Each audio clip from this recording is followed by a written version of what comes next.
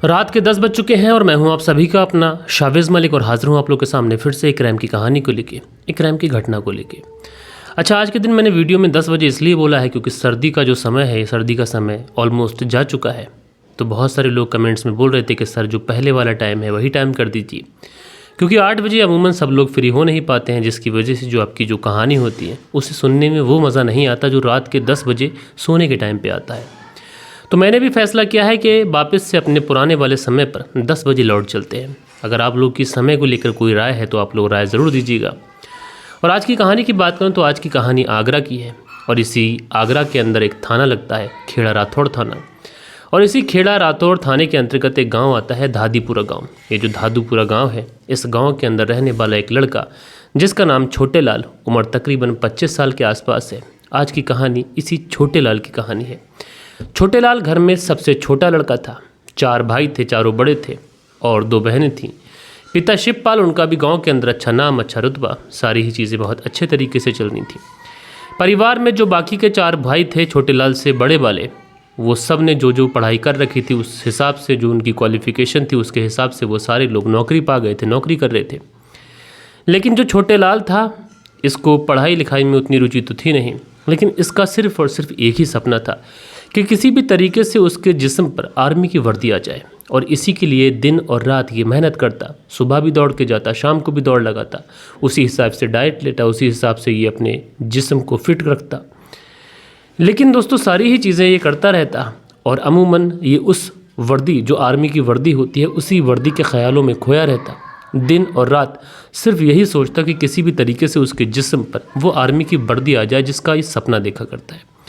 बाकी के जो 4 भाई थे, वो चारों भाई नौकरी पा चुके थे, इसलिए वो भी सोच रहे थे कि चलो ठीक है, अगर छोटा भाई आर्मी की तैयारी करना चाहता है तो तैयारी कर ले, अभी उसके पास अच्छा खासा समय है। बाकी उसकी ढाल बनकर हम चारों भाई उसकी मदद करेंगे जब तक वो कामयाब नहीं हो जाता है। अब जो घर वाले थे छोटे लाल का सपोर्ट करने के लिए तैयार थे, क्योंकि अगर घर का छोटा बेटा अपने ऊपर टाइम लेना चाहता है तो परिवार वाले उसका साथ दें। अमूमन यही सारी चीज़ें होती भी हैं। लिहाजा जो छोटे लाल था, अपने उस संकल्प को लेके ये सुबह को दौड़ने निकल जाता, फिर उसके बाद में लौट के आता, दिन भर परिवार वालों के साथ में काम कराता, शाम को फिर दौड़ने चला जाता। ठीक इसी तरीके से सारी चीज़ें चलती रहती हैं। छोटे लाल अपना जो आर्मी में ज्वाइनिंग का सपना था वो सपना देखता रहता। सुबह को अलार्म लगा के रख देता, अलार्म जैसे ही बजता सुबह ही उठ जाता, उसके बाद में फिर दौड़ने निकल जाता, फिर लौट के आता, नाश्ता वगैरह करता, परिवार वालों के साथ काम कराता, फिर शाम को फिर दौड़ने के लिए निकल जाता। इसी तरीके से चीज़ें चलती रहती हैं। धीरे धीरे वक्त गुजरता रहता है। मार्च साल 2023 का महीना आ जाता है, मार्च साल 2023 में, और मार्च महीने में तारीख आ जाती है 30 मार्च साल 2023। 30 मार्च साल 2023 को जो छोटे लाल था, परिवार वालों के साथ में शाम का खाना खाता। तकरीबन 8 बजे के आसपास इसने शाम का खाना खा लिया था। खाना खाने के बाद में परिवार वालों से कहता है कि ठीक है, मैं कम से कम 20-25 मिनट घूमूंगा, टहलूंगा, खाना पच जाएगा, उसके बाद दौड़ लगाऊंगा, उसके बाद वापस आ जाऊंगा। अब परिवार वाले जो होते हैं, जब छोटे लाल की ये बात सुनते हैं कि टहलने जाना है और उसके बाद में दौड़ वगैरह लगानी है, तो परिवार वालों के लिए ये जो बात थी ये नई नहीं थी। लिहाजा परिवार वाले कहते हैं कि ठीक है चले जाओ, लेकिन जल्दी आ जाना। लेकिन परिवार वालों के लिए ये बात नई इसलिए नहीं थी क्योंकि छोटे लाल आर्मी की तैयारी कर रहा था और अक्सर वो सुबह को भी जाता था, शाम को भी जाता था। कई कबार ऐसा भी होता था कि रात को भी टहल मारने के लिए निकल जाता था। इसलिए रात के तकरीबन 8 बजे के आसपास जो छोटे लाल था, ये अपना फ़ोन उठाता है। फ़ोन उठाने के बाद में उसमें म्यूज़िक ऑन करता है और उसके बाद में टहलने के लिए निकल जाता है। इधर जो घर वाले थे, ये जो भी खाना खाने से रह गए थे, वो सारे लोग खाना खाते हैं। खाना वाना खाने के बाद में सब घर परिवार वाले सोने की तैयारी करने लगते हैं। रात के 8 बजे छोटे लाल घर से निकला था, लेकिन रात के 8 भी गुजर चुके थे, 9 भी गुजर चुके थे, 9:30 भी गुजर चुके थे, 10 बजे का समय आ चुका था। अब गाँव के अंदर 10 बजे का समय अमूमन बहुत ज़्यादा रात हो जाती है। और 10 बजे के आसपास जो छोटे लाल था, ये हमेशा लौट ही आया करता था। लेकिन आज ये 8 बजे निकला था, लेकिन 10 बज गए थे और अभी तक जो छोटे लाल था ये लौट कर नहीं आया था। अब जब 10 बजे तक ये छोटे लाल लौट कर नहीं आया था तो परिवार वालों को थोड़ा सा अजीब भी लगा, क्योंकि परिवार वाले सोचते हैं कि अमूमन ऐसा हुआ नहीं कि कभी छोटे लाल 10 बजे तक लौट कर ना आया हो। इसलिए घर वालों की थोड़ी सी परेशानी बढ़ती है, और जब परेशानी बढ़ती है तो घर वाले सोचते हैं कि चलो ठीक है, एक बार छोटे लाल को फ़ोन करके पहुंच लेते हैं, कहीं किसी यार दोस्त के यहाँ रह गया या फिर क्या बात है। घर वाले जो होते हैं वो छोटे लाल का नंबर ट्राई करते हैं। जैसे ही छोटे लाल का नंबर ट्राई करा जाता है तो जो नंबर होता है वो स्विच ऑफ बताता है। अब जब फ़ोन स्विच ऑफ बताता है तो जो पिता होते हैं शिव सिंह, ये बहुत ज़्यादा परेशान हो जाते हैं। जो भतीजा होता है नवल सिंह, ये भी परेशान होते हैं। घर परिवार वाले सारे लोग बात करते हैं आपस में कि छोटे लाल कहाँ चला गया। अच्छा, घर के कुछ जिम्मेदार जो भाई होते हैं वो थोड़ा गुस्सा भी करते हैं कि रात के 10 बजे के आसपास कहाँ चला गया, ना घर वालों को कोई ख़बर दी है। ये कोई तरीका है? रात के 12-12 बजे लौट के आता है। ये एक जिम्मेदारी जो इंसान के अंदर होना चाहिए, वो जिम्मेदारी इस छोटे लाल के अंदर है नहीं। लेकिन घर वाले कहते हैं कि चलो ठीक है, एक बार आ जाएगा तो उसके बाद डांट लीजिएगा, लेकिन पहले उसे तलाश करना पड़ेगा कि वो कहाँ पर है।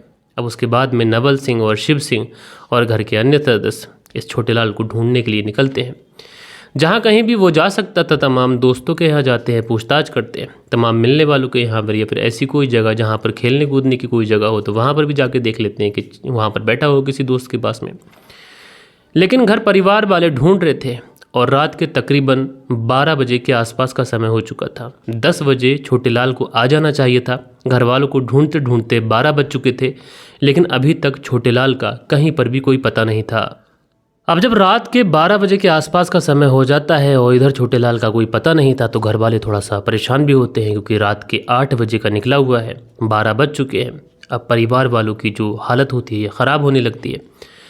इसलिए धीरे धीरे ये जो बात थी अब गांव के अंदर भी फैलने लगती है। गांव के जो लोग होते हैं, इससे छोटे लाल के पिता यानी जिनका नाम शिव सिंह होता है, इनके घर पर लोगों का जमावड़ा लग जाता है। घर वाले तमाम रिश्तेदारों में अलग अलग जगहों पर पूछ रहे हैं। इधर गांव वाले भी इस छोटे लाल को खोज रहे हैं, किसी के घर पर या फिर कहीं ऐसे दोस्त के यहाँ या फिर किसी दोस्त के साथ कहीं गया हो। तमाम तरीके से पता लगाने की गांव वाले भी कोशिश कर रहे हैं। आस पड़ोस में जो गांव होते हैं वहाँ पर किसी लड़के से अगर दोस्ती थी तो वहाँ पर जाकर भी घर परिवार वाले पूछते हैं। लेकिन दोस्तों पूरी रात गुजर जाती है। घर वालों ने तमाम कोशिश कर ली थी, तमाम रिश्तेदारों को कॉल कर लिया था। गांव वालों ने भी जंगल में, आस पड़ोस के गाँव में हर जगह देख लिया था। ऐसा कोई मिलने वाला लड़का बचा नहीं था जिससे गाँव वालों ने पूछताछ नहीं कर ली थी। लेकिन दोस्तों उसके बावजूद भी जो छोटे लाल था इसका कहीं पर भी कोई पता नहीं था। अब दोस्तों 30 मार्च यानी कि रात के 8 बजे से इस छोटे लाल का कहीं पर भी कोई पता नहीं था। पूरी रात गुजर जाती है। 31 मार्च आ चुकी थी। अब परिवार वाले जो होते हैं तुरंत भागे भागे दौड़े दौड़े इस खेड़ा राठौड़ थाने में पहुंचते हैं और वहां पर पहुंचने के बाद में पुलिस में कंप्लेंट लिखाते हैं कि उनका बेटा जिसका नाम छोटे लाल है और वो कल रात 8 बजे से गायब है और अभी तक घर नहीं पहुंचा है। तमाम मिलने वालों से पूछ लिया, तमाम रिश्तेदारों में कॉल करके पूछ लिया, लेकिन कहीं पर भी कोई पता नहीं है। उसके बाद में जो पुलिस वाले होते हैं वो पूछते हैं कि तुम्हारे बेटे की उम्र कितनी थी। अमूमन सबसे पहला सवाल पुलिस वालों का यही रहता है। अब घर वाले जो होते हैं वो बताते हैं कि हमारे बेटे छोटे लाल की उम्र 25 साल के आसपास थी। उसके बाद में पुलिस वाले पूछते हैं कि तुम्हारे बेटे का किसी के साथ में कोई अफेयर तो नहीं था, कहीं ऐसा तो नहीं कि किसी लड़की को लेकर चला गया हो। लेकिन घर वाले इसके बाद में कहते हैं कि साहब हमारा जो बेटा छोटे लाल था उसका किसी से कोई अफेयर नहीं था, बल्कि वो तो अपनी वर्दी के लिए, अपनी आर्मी की नौकरी के लिए दिन और रात लगातार मेहनत कर रहा था। उसका बस एक ही सपना था कि वो किसी तरीके से इंडियन आर्मी को ज्वाइन कर ले। अब उसके बाद में जो पुलिस वाले थे वो पुलिस वाले रिपोर्ट लिख लेते हैं और घर वालों से कहते हैं कि ठीक है तुम जाओ, हम लोग ढूंढ लेंगे। उसके बाद में जो पुलिस वाले थे वो इस छोटे लाल को ढूंढना शुरू करते हैं। अब दोस्तों जब पुलिस वाले इस पूरे केस में इस छोटे लाल को ढूंढने के लिए इसकी तलाश जब जारी करते हैं, चूँकि 30 मार्च से ये लापता हुआ था, 31 गुजर चुकी थी, 1 तारीख भी गुजर चुकी थी, 2 तारीख भी गुजर चुकी थी, लेकिन पुलिस वालों की तफ्तीश जो थी वो कभी गांव में आके पूछताछ कर रहे थे, कहीं जहां पर दौड़ने जाता था वहां पर पूछताछ कर रहे थे, तमाम उसके दोस्त जो थे उनसे पूछताछ कर रहे थे, लेकिन किसी से भी छोटे लाल के बारे में कोई भी जानकारी मिल नहीं पाती है। उसके बाद में जो घर परिवार के लोग होते हैं वो पुलिस वालों से कहते हैं कि साहब एक बार आप छोटे लाल का जो मोबाइल नंबर है उस मोबाइल नंबर की लास्ट लोकेशन, उसको ट्रेस या फिर उसके कॉल डिटेल वगैरह निकलवा लीजिए। हो सकता है कि उसके बाद में छोटे लाल का कुछ पता चल जाए। अब दोस्तों आजकल के ज़माने में लोग क्राइम स्टोरी सुनते हैं, लोग न्यूज़ सुनते हैं, लोग सोशल मीडिया का प्रयोग करते हैं, तो लोगों को पता है कि कौन व्यक्ति किस तरीके से अगर गुम हुआ है तो उसको किस तरीके से खोजा जा सकता है। लिहाजा पुलिस वाले जब घर वालों की ये बात सुनते हैं तो पुलिस वालों को भी लगता है कि घर वाले ठीक कह रहे हैं। उसके बाद में पुलिस वाले इस छोटे लाल का जो मोबाइल नंबर था उसे सर्विलांस पे लगाते हैं, उसकी कॉल डिटेल निकलवाते हैं, और जब सर्विलांस पे लगाने के बाद में जब सबसे पहले उसकी लास्ट लोकेशन चेक की जाती है तो पता चलता है कि इसकी लास्ट लोकेशन तो खादर के इलाके की है। आप दौड़े दौड़े भागे भागे पुलिस वाले खादर इलाके में पहुंचते हैं और वहां पर पहुंचने के बाद में ज़ीरो इन करना शुरू करते हैं। ज़ीरो इन करते करते उस जगह पर पहुंच जाते हैं कि जहां पर ये लास्ट बार मोबाइल फ़ोन स्विच ऑफ हुआ था। अब जब ये वहां पर पहुंचते हैं तो देखते क्या है, एक नाले के पास में इस छोटे लाल का जो मोबाइल नंबर है वो टूटी अवस्था में पड़ा हुआ है। अब इस तरीके से मोबाइल का मिलना, टूटी अवस्था में मिलना, पुलिस वाले थोड़ा सा परेशान होते हैं, क्योंकि जिस मामले में पुलिस वाले ये सोच रहे थे कि हो सकता है कि छोटेलाल लड़की को लेकर या फिर कहीं और चला गया हो, और ऐसे में मोबाइल टूटी अवस्था में मिलना ये पुलिस वालों को कहीं ना कहीं थोड़ा सा परेशान कर रहा था। पहले तो पुलिस वाले सोचते हैं कि हो सकता है कि किसी ने उसके मोबाइल को तोड़कर यहाँ फेंका हो, फिर दूसरी तरफ पुलिस वाला का जहन जो था वो इस तरफ भी जाता है, कहीं ऐसा तो नहीं कि छोटेलाल ने खुद अपना मोबाइल फ़ोन तोड़ के यहाँ फेंका हो। अगर छोटेलाल ने खुद अपना मोबाइल फ़ोन तोड़ के यहाँ फेंका हो तो कम से कम गनीमत है, उसके साथ कोई हादसा तो नहीं हुआ है। लेकिन अगर किसी ने उसके मोबाइल को तोड़कर यहाँ फेंका है तो अंदेशा है कि छोटेलाल के साथ में कोई ना कोई हादसा ज़रूर हुआ है। अब उसके बाद में जो पुलिस वाले थे इस छोटेलाल को ढूंढ रहे हैं, तमाम तरीके से उस पूरे इलाके को बहुत बारीकी से चेक करते हैं, लेकिन कहीं से भी इस छोटेलाल का कुछ पता नहीं चलता है। इधर जो कॉल डिटेल पुलिस ने निकलने के लिए दी थी वो कॉल डिटेल भी आ जाती है। अब कॉल डिटेल को जब चेक किया जाता है तो उसमें कोई भी ऐसा संदिग्ध नंबर मिलता ही नहीं है। जो कुछ नंबर मिले थे वो पुलिस वाले घर वालों को दिखाते हैं। घर वाले उन नंबर्स को पहचान लेते हैं, क्योंकि ये सारे नंबर उन्हीं लोगों के थे जिससे अक्सर छोटेलाल बात किया करता था, क्योंकि सारे ही नंबर उसके दोस्तों के थे जिनके साथ में वो कभी भागने जाता था या फिर बचपन से जो दोस्त उसके साथ थे, तो किसी के ऊपर ऐसे शक करना भी सही नहीं था। अब उसके बाद में पुलिस वाले ढूंढ रहे हैं। अब पुलिस वालों को जो कॉल डिटेल थी उससे भी कुछ हाथ लगा नहीं था, लेकिन इसी बीच में जो भतीजा नवल सिंह था, जो छोटेलाल से बड़े वाले भाई का बेटा नवल सिंह था, उसके जहन में कुछ अजीब तरीके की ख्यालात आते हैं। उसके बाद में वो उस कॉल डिटेल की कॉपी को लेता है और एक बार फिर से चेक करता है, तो इसमें एक नंबर छोटेलाल के दोस्त देवेंद्र का भी होता है। अब देवेंद्र से बात भी हुई थी, लिहाजा जो छोटेलाल का भतीजा था नवल सिंह, वो तुरंत पुलिस के पास पहुंचता है और पुलिस के पास पहुंचने के बाद में कहता है कि साहब, आप हर तरीके से इस केस की छानबीन कर रहे हैं, लेकिन अभी तक आप लोगों को मेरे चाचा छोटेलाल के बारे में कोई भी जानकारी नहीं लगी है। लेकिन मुझे शक है कि चाचा का जो दोस्त देवेंद्र है उसने ही ज़रूर कुछ ना कुछ मेरे चाचा के साथ में किया है। अब पुलिस वाले कहते हैं कि ऐसे तो और लोग भी हैं, उनसे भी बात हुई है, तो तुम्हें उसके ऊपर क्यों शक है? तो नवल सिंह कहता है कि साहब, आप एक बार देवेंद्र से पूछताछ कर लीजिए, हो सकता है कि आप लोगों को इस केस के अंदर कोई लीड मिल जाए। अब ये बातें नवल सिंह इतने दावे से कर रहा था तो पुलिस वालों को भी लगता है कि चलो ठीक है, एक बार देवेंद्र से पूछताछ कर लेते हैं। उसके बाद में जो पुलिस वाले होते हैं सीधा देवेंद्र के घर पे पहुंचते हैं, देवेंद्र को उठाते हैं, उठाने के बाद में से पुलिस थाने लेके आते हैं। और ये जो देवेंद्र था ये छोटेलाल का सबसे जिगरी यार था। बचपन से ही साथ खेला, बचपन से ही पढ़ा लिखा, साथ साथ उठना बैठना, ज़्यादातर समय एक दूसरे के साथ ही बिताना। तो जो छोटेलाल था उसका सबसे ख़ास, सबसे जिगरी यार देवेंद्र ही था। और जो देवेंद्र था अब यही पुलिस की कस्टडी में था। पुलिस पूछताछ के लिए उस देवेंद्र को लेके आई थी। पुलिस थाने लाने के बाद में देवेंद्र से पूछताछ की जाती है। अब जो देवेंद्र था ये पुलिस से कहता है कि बड़ा अजीब बात है, एक तो उसके सबसे खास और जिगरी दोस्त को गायब कर दिया गया है, वो खुद गायब हुआ है, उसे गायब कर दिया गया है, मेरी समझ में नहीं आ रहा है। लेकिन ये पुलिस का बहुत अच्छा काम है कि पुलिस को जब कहीं से भी कुछ सुराग या फिर पुलिस को कुछ ऐसा मिल नहीं रहा है कि हमारे दोस्त देवेंद्र छोटेलाल को ढूंढ के दे दें, तो मुझे ही उसके गायब होने के जुर्म में उठा लिया और मुझसे ही पूछताछ कर रहे हो। अब पुलिस वाले थोड़ा सा झेपते भी हैं कि ये देवेंद्र किस तरीके की बातें कर रहा है। अब ऐसे ही अगर किसी बेगुनाह को उठा लिया है तो पुलिस के सामने मुश्किल भी है। लिहाजा पुलिस वाले सोचते हैं कि ठीक है, लेकिन इसके खिलाफ नामजद रिपोर्ट बताई गई है, नामजद बताया गया है कि इसका हाथ हो सकता है। लिहाजा पुलिस वाले इसके ऊपर जाल फेंकना चालू करते हैं। पुलिस वाले इससे कहते हैं कि देखो देवेंद्र, तुम्हें ऐसे ही नहीं उठाया गया है, बल्कि जहाँ से मोबाइल मिला है उसके पास से तुम्हारी लोकेशन मिली है। पुलिस वाले इस पे जाल फेंकना शुरू करते हैं। तुम्हारे खिलाफ कुछ सबूत हैं जो हमें मिले हैं, इस वजह से तुम्हें पूछताछ के लिए बुलाया गया है। और उसके बाद में जब देवेंद्र से पुलिस वाले तरह तरीके से, सख्ती से, हर तरीके से पूछताछ करते हैं, तो जो देवेंद्र था ये पुलिस के सवालों के सामने ज़्यादा देर टिक नहीं पाता है और उसके बाद में एक ऐसी कहानी सुनाता है जिसको सुनने के बाद में पुलिस वाले भी हिल जाते हैं। दरअसल देवेंद्र बताता है कि हाँ, मैंने ही अपने दोस्त छोटेलाल को गायब किया है। अब जैसे ही ये देवेंद्र पुलिस को ये बताता है कि हाँ उसने ही छोटेलाल को गायब किया है, अब पुलिस वालों ने तो महज एक कांटा ही फेंका था, घर परिवार वाले तो महज एक शक ही जता रहे थे। लेकिन यहाँ पर घर वालों का और पुलिस वालों का जो एक गेम था, उस गेम के अंदर देवेंद्र फंस चुका था। उसके बाद में पुलिस वाले पूछते हैं कि अच्छा ठीक है, कहाँ है छोटेलाल? तो उसके बाद में देवेंद्र जो होता है ये कहता है कि छोटेलाल का तो मैंने कत्ल कर दिया। अब जैसे ही कत्ल की बात सामने आती है तो पुलिस वाले अब कत्ल के पीछे का मोटिव नहीं पूछते हैं, क्योंकि 8 से 9 दिन का समय गुजर चुका था और अभी तक छोटे लाल की जो डेड बॉडी थी पुलिस वालों के पास नहीं आई थी। अब मार्च का महीना है, मार्च अप्रैल, और ऐसे महीने में 6-7 दिन की लाश, तो उसकी हालत क्या हो गई होगी। लिहाजा पुलिस वाले सोचते हैं कि मोटिव वगैरह बाद में पूछेंगे, पहले डेड बॉडी के बारे में पता कर लेते हैं। उसके बाद में पुलिस वाले इस देवेंद्र से पूछते हैं कि ठीक है बताओ डेड बॉडी कहाँ है अगर तुमने कत्ल किया है। तो उसके बाद में देवेंद्र जो होता है पुलिस वालों को बताता है कि चंबल में एक घाट है, किजरा घाट, उसी किजरा घाट के पास में डेड बॉडी है।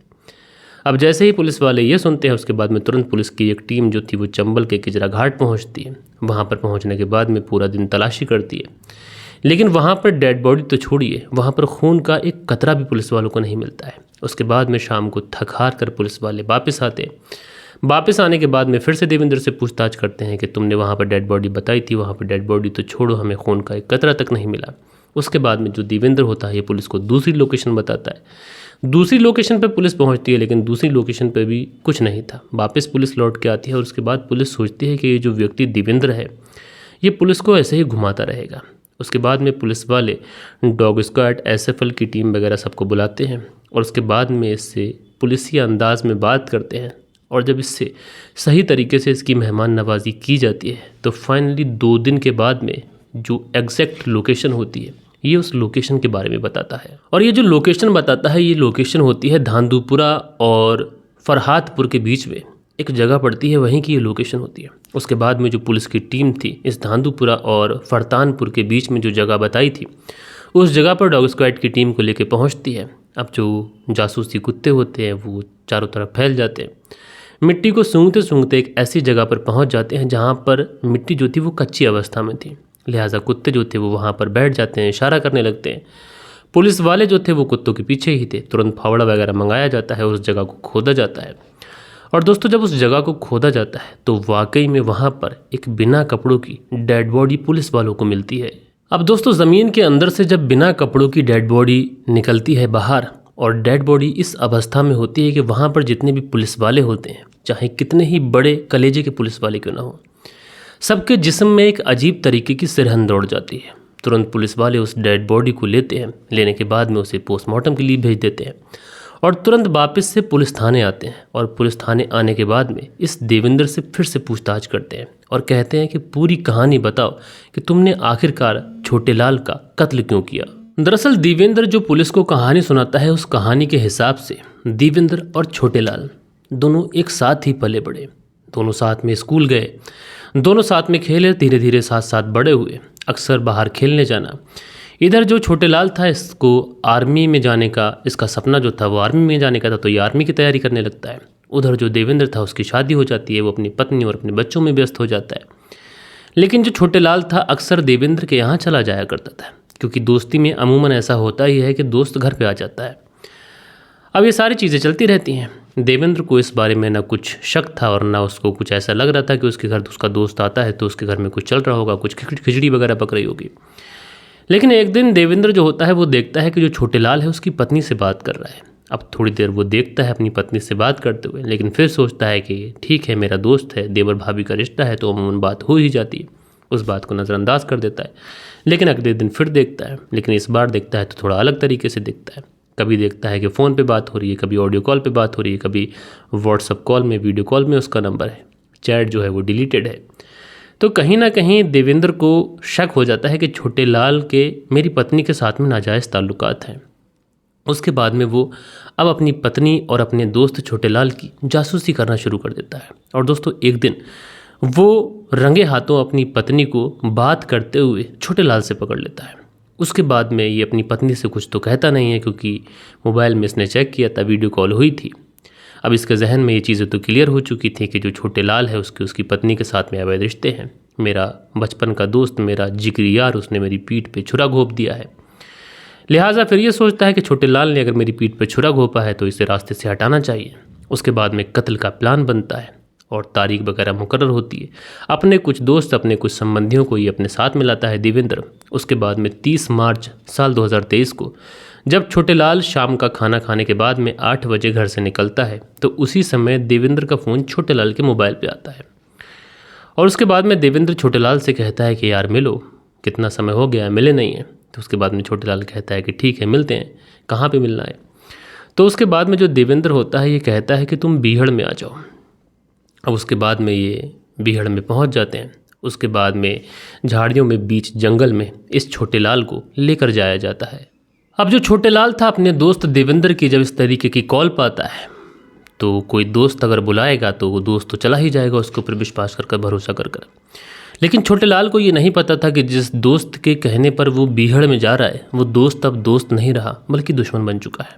उसके बाद में छोटे लाल जो था वो उस बीहड़ में पहुंचता है और वहाँ पर देवेंद्र और उसके कुछ अन्य मिलने वाले वहाँ पर उसका इंतज़ार कर रहे थे। जैसे ही छोटे लाल उन जंगलों में पहुँचता है उसके बाद में सारे ही लोग छोटे लाल के ऊपर हमला कर देते हैं, लाठी और डंडों से मार मार कर उसे वहीं पर अधमरा कर देते हैं और उसके बाद में उसकी एक आँख निकाल ली जाती है। उसका चेहरा पूरी तरीके से चोटिल कर दिया जाता है, उसका प्राइवेट पार्ट को बहुत ज़्यादा क्षतिग्रस्त कर दिया जाता है, उसके हाथ काट लिए जाते हैं, पैर काट लिए जाते हैं, जिस्म पर कई जगह चोटों के निशान थे।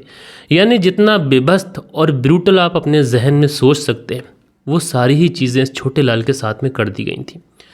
उसके बाद में इसके कपड़ों को उतारा जाता है। उतारने के बाद में वहीं पर गड्ढा खोदने के बाद में घंटों तक तड़पा तड़पा कर मारने के बाद में वहीं पर उसे दादूपुरा के बीच में जो जंगल थे वहाँ पर दफना दिया जाता है। कपड़ों को दूसरी जगह दफनाया जाता है ताकि डेड बॉडी अगर मिल भी जाए किसी को तो पहचान ना हो सके, क्योंकि चेहरा तो उन्होंने पूरा ख़राब कर दिया था, डैमेज कर दिया था। अगर पहचान हो सकती थी तो वो कपड़ों से हो सकती थी, लिहाजा कपड़े भी उतार लिए थे। उसके बाद में ये उस डेड बॉडी को वहाँ से दफना कर सब लोग 9-11 हो जाते हैं और नॉर्मल लाइफ जीने लग जाते हैं। लेकिन कहीं ना कहीं जो देवेंद्र था उसने कुछ बातें गांव के अंदर अपने दोस्त छोटे लाल के बारे में कही थी। जो गुस्सा उसके जहन में था उसने लोगों के सामने कहा था और यही बातें छोटे लाल के भतीजे नवल सिंह ने सुन ली थी। इसीलिए उसने पुलिस को तहरीर दी कि उसके चाचा के साथ में अगर कुछ गलत हुआ है तो वो देवेंद्र ने किया है। पुलिस इस पूरे मामले में छानबीन करती है। उसके बाद में डेड बॉडी मिलती है। पोस्टमार्टम के बाद में जब डेड बॉडी परिवार वालों को सौंपी जाती है तो जो छोटे लाल के पिता होते हैं वो महज 2 लाइनें बोलते हैं। वो बोलते हैं कि उनके बेटे के साथ में पहली बात तो धोखा हुआ है, दोस्ती में धोखा हुआ है, और दूसरी बात वो बोलते हैं कि जो मेरे बेटे के कातिल हैं उन्हें मैं मौत की सज़ा दिलाऊंगा और मौत की सज़ा उन्हें मिलनी ही चाहिए। लेकिन अभी ये न्याय की बात है कि किस तरीके से न्याय इसमें होता है। लेकिन दोस्तों बड़ी हैरानी हुई इस कहानी को सुनने के बाद में। आप लोग इस पूरी कहानी के अंदर सबसे ज़्यादा कसूरवार किसे मानते हैं? क्या छोटे लाल ने देवेंद्र की पत्नी के साथ में जो रिश्ते बनाए थे क्या वो सही थे, उसने सही काम किया था? लेकिन अगर अवैध संबंध बनाए थे तो क्या उसकी सज़ा जो देवेंद्र ने उसको दी क्या उसे कानून हाथ में लेना चाहिए था? आप लोग कमेंट्स करके ज़रूर से ज़रूर बताइएगा और ऐसे अपराधियों को किस तरीके की सज़ा मिलनी चाहिए वो भी कमेंट्स में लिखिएगा। हमारी कहानी कहाँ से सुनते हैं वो भी लिखिएगा। बाकी दोस्तों कल के दिन आप लोग के जो भी कमेंट्स आए हैं अब वक्त होता है कि आप लोग के कमेंट्स पढ़ लिए जाएँ। सो दोस्तों कल के दिन जो कमेंट्स आए थे इसमें शरीफ मोहम्मद लिखते हैं, शावेज़ भाई अगर आप वक्त बढ़ा दो तो बढ़िया रहे क्योंकि सर्दी अब कम हो गई है। बाकी आप कहानियों की और आपका जो अंदाज़ है इसका कोई जवाब नहीं है, शुक्रिया। तो शरीफ मोहम्मद जी आपका कहा हमने माना है और आज जो कहानी है ये आपको वापस से 10 बजे के टाइम पर ही मिलेगी। शीलनिधि हैं लिखते हैं आपकी क्राइम स्टोरी के साथ समझाने का प्रयास भी करते हैं। शीलनिधि शर्मा हरिद्वार उत्तराखंड से सुनते हैं भाई। तो शीलनिधि शर्मा जी आपका बहुत शुक्रिया। जिवैश अंसारी हैं लिखते हैं, शावेज़ भाई अस्सलाम वालेकुम, आपकी कहानी अच्छी लगी जिवैश अंसारी। तो जिवैश अंसारी जी वालेकुम सलाम भाई, आपका शुक्रिया। उसके बाद में खैबर करके आइडिया लिखते हैं, सही किया, गुड। तो कबीर इनका नाम है, तो कबीर जी आपका शुक्रिया। सतबीर लिखते हैं, कहानी सुनकर मुझे बहुत अच्छा लगा। सतबीर मुजफ्फरनगर उत्तर प्रदेश से कहानी सुनते हैं, तो सतबीर जी आपका शुक्रिया। प्रकाश राज हैं लिखते हैं, नाइस स्टोरी सर जी, हिना ने सही किया। तो प्रकाश राज जी आपने अपना मत शेयर किया, आपका शुक्रिया। सोहनलाल सेतिया हैं लिखते हैं, गुड स्टोरी, तो सोहनलाल सेतिया जी आपका शुक्रिया। सुरेंद्र शर्मा हैं लिखते हैं, नमस्ते मलिक भाई साहब, नाइस स्टोरी। सुरेंद्र कुमार श्री विजयनगर राजस्थान से, तो भैया नमस्ते सुरेंद्र शर्मा जी, आप कैसे हैं, आपका शुक्रिया। जावेद अंसारी हैं लिखते हैं, ये कहानी आपने पहले भी सुनाई है, सलामत रहिए मलिक भाई। तो जावेद अंसारी जी इसी जगह की दूसरी कहानी थी, वो सेम थी लेकिन ये कहानी नहीं थी। आपका शुक्रिया कि आपने कमेंट्स किया। ए खान जी हैं लिखते हैं, सुपर स्टोरी भाई, तो ए खान जी आपका शुक्रिया। देव कुमार जी हैं लिखते हैं, टू गुड, तो देव कुमार जी आपका शुक्रिया। स्टेटस फॉर यू है जो दुआ करते हैं, लाइक बनाते हैं, बहुत शुक्रिया। हसीबुल अंसारी हैं लिखते हैं, अस्सलाम वालेकुम मेरे छोटे भाई, नाइस स्टोरी, ये सब बहुत अजीब लगता है। तो वालेकुम सलाम हसीबुल अंसारी जी, आपका बहुत शुक्रिया। जयप्रकाश हैं लिखते हैं, नमस्कार मलिक भाई, आपको बहुत बहुत धन्यवाद कि आपने जो कहानी आप सुनाते हैं उस बहुत अच्छी होती है और हमीरपुर यूपी से आपकी कहानी सुनता हूँ, बहुत शुक्रिया। तो जयप्रकाश जी आपका बहुत शुक्रिया। उसके बाद में शेख शमशाद हैं, लिखते हैं बहुत अच्छा और कुछ गलत नहीं किए। तो शेख शमशाद जी आपका शुक्रिया। शील निधि हैं, लिखते हैं आपका इंतज़ार करना पड़ता है, कब आओगे कहानी सुनाने। तो शील निधि शर्मा जी अब आप इंतज़ार मत करिएगा, क्योंकि अब कहानी आपको 10 बजे ही मिला करेगी। लईक अब्बास हैं, लिखते हैं अस्सलाम वालेकुम शावेज़ भाई, गुड जॉब। लईक अब्बास गुलिस्तानाज बागपत यूपी से कहानी सुनते हैं, बहुत शुक्रिया। किंग कोहली हैं, लिखते हैं सच में डर का माहौल है लड़कों में। तो किंग कोहली जी आपका शुक्रिया। मंसूरी भाईजान हैं, लिखते हैं अस्सलाम वालेकुम भाई जी, कहानी अच्छी है, इसमें लड़की की ज़्यादा गलती है, लड़के ने हाथ बढ़ाया तो उसको निभाना चाहिए था। मंसूरी भाईजान जी वालेकुम सलाम, आपका बहुत शुक्रिया। सुनील त्यागी हैं, लिखते हैं नमस्कार मलिक भाई साहब, रेनू सुनील त्यागी शाना बुलंदशहर से सुनते हैं, तो आप दोनों पति पत्नी का बेहद शुक्रिया। गोंडनवाल हैं, लिखते हैं बेहद ही अफसोसजनक घटना है। तो गोंडनवाल जी आपका शुक्रिया। राजपुरा खबरनामा है, लिखते हैं शावेज़ भाई असल में एहतशाम का हिना से मन भर चुका था और इसकी वजह से ये सब कुछ हुआ। तो राजपुरा खबरनामा जी आपका शुक्रिया। ए चौधरी हैं, लिखते हैं हर बार सोच से परे अपराध होते जा रहे हैं, यूपी मुजफ्फरनगर से सुनते हैं कहानी, बहुत शुक्रिया। तारिक अंसारी अफजलगढ़ डिस्ट्रिक्ट बिजनौर से कहानी सुनते हैं, बहुत शुक्रिया। उसके बाद में अगला जो कमेंट्स है दिवेरेस्टर का है, लिखते हैं हिना ने बिल्कुल ठीक किया, हमेशा ही लड़की गलत नहीं होती, बस ये है कि अच्छे लड़कों को बुरी लड़कियां मिलती हैं और अच्छी लड़कियों को बुरे लड़के, जैसे कि ये वाला केस चले थे एहतशाम मियाँ प्ले बॉय बनने के लिए। तो आपका शुक्रिया दिवेरेस्टर जी। उसके बाद में आगे जो कमेंट करते हैं, लिखते हैं काश ये मेरी गर्लफ्रेंड होती, इतनी प्यार करती हूँ उससे तो मैं इसे कभी नहीं जाने देता, उसको कदर नहीं थी इसलिए उस लड़के का ये सब कुछ हो गया। तो दिवेरेस्टर जी आपका शुक्रिया। उसके बाद में अगला कमेंट्स है सलमान बेग का, लिखते हैं अस्सलाम वालेकुम। तो भाई वालेकुम सलाम। लिखते हैं मलिक भाई हिना ने जो किया वो बहुत ठीक किया, तो भाई आपका शुक्रिया। नसीर अहमद हैं, लिखते हैं अस्सलाम वालेकुम। तो भाई वालेकुम सलाम। लिखते हैं शावेज़ भाई कम से कम 2 दिन पहले बिटिया भाई लाइव आने से पहले हम बचपन से सुन रहे हैं कि गलत काम और उसका अंजाम यही होता है, करो ही नहीं गलत तो फिर बुरा कैसे होगा, अगर गलत करते हो तो फिर अच्छे की उम्मीद क्यों करते हो, आपने मोहब्बत करने से पहले नहीं सोचा ये लड़की की शादी होगी या फिर कुछ और। तो नसीर अहमद जी लोगों को समझाने की कोशिश करते हैं, एक बार आप इनका कमेंट ज़रूर पढ़िएगा। बाकी दोस्तों ये थे आप लोगों के प्यारे प्यारे कमेंट्स और ये थी आप लोगों की जो कहानी, आप लोगों ने बोला था कि कुछ बेहतरीन कहानी के साथ में आओ, तो ये थी कहानी। तो दोस्तों आप लोग इस पूरी कहानी के बारे में क्या कहना चाहते हैं कमेंट्स करके ज़रूर बताइएगा, कहानी कहाँ से सुनते हैं ये भी बताइएगा। बाकी जो समय है उसके बारे में भी अपनी राय दीजिएगा, 10 बजे का कर दिया गया है कि आप इसमें कुछ और मॉडिफिकेशन चाहते हैं वो भी बताइएगा। मिलते हैं दोस्तों कल के दिन किसी और क्राइम स्टोरी के साथ में, जब तक के लिए अपना ख्याल रखें, देश का ख्याल रखें, परिवार के रिश्तों की अहमियत को समझें। जय हिंद, जय भारत।